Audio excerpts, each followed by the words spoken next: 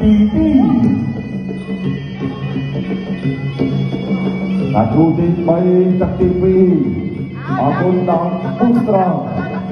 ញ៉ាំពុះត្រង់ឆ្ងាញ់បើរសជាតិទឹកជ្រៅទឹកទី2ដាក់ដាក់ចូលដល់ក្នុងការប្រកួតគាត់បាទខាងលើបាទពីសង្កេតដើរចូលមួយគាត់ធ្វើចាក់ជើងបាទគាត់ស្ដាប់ចូលពុកគាត់ស្ដាប់គាត់ធ្វើសងអូយបាទចេញលឿនបាទវិញនឹងដូចគ្នាអ្នកទាំងពីរនេះបាទគាត់ធ្វើដើម្បីចាប់ចិត្តបាទបាត់ពិសោធន៍មិនច្រើនបាទវិញទៅដល់ទីតាំងហ្នឹងល្អពីជើងរបស់សង្កេតបាទមកស្មាត់បាទវិញច្បាស់គាត់ធ្វើសងចាប់ចិត្តគាត់ប្រើទៅទៀតគាត់ស្ដាប់សងវិញបាទទៅគាត់ស្ដាប់គោះបាទពីចៅចិនលោកគីមនឹងទឹកឲ្យចូលមួយ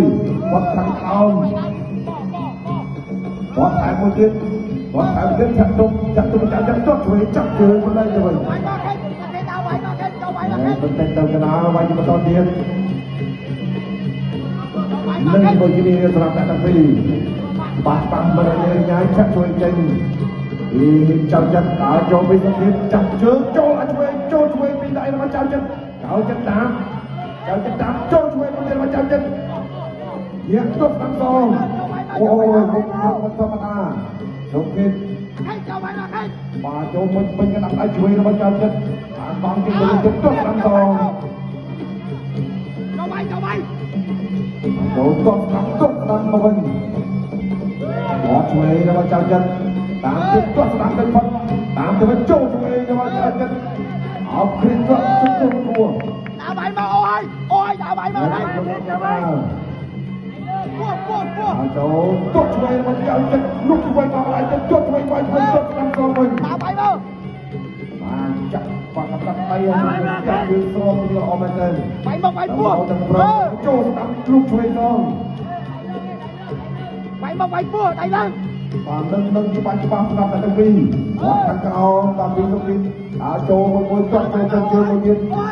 ចៅចាក់ទីថយបោះឲ្យជួយសងទៅវិញ打牌嘛，អស់គ្នាមួយតាមទៀតគាត់ស្ដាប់មិនត្រូវទេបាទចៅចាក់ទីថយផុតហើយសុខនេះទៅជាតាមចូលជួយរបស់ចៅចាក់គាត់ស្ដាប់ពេញអត់ដល់បាយមិនចៃ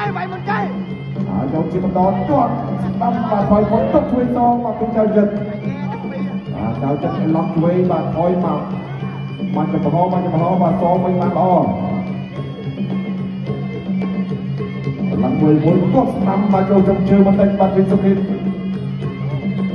វិធីចុងក្រោយទឹកទី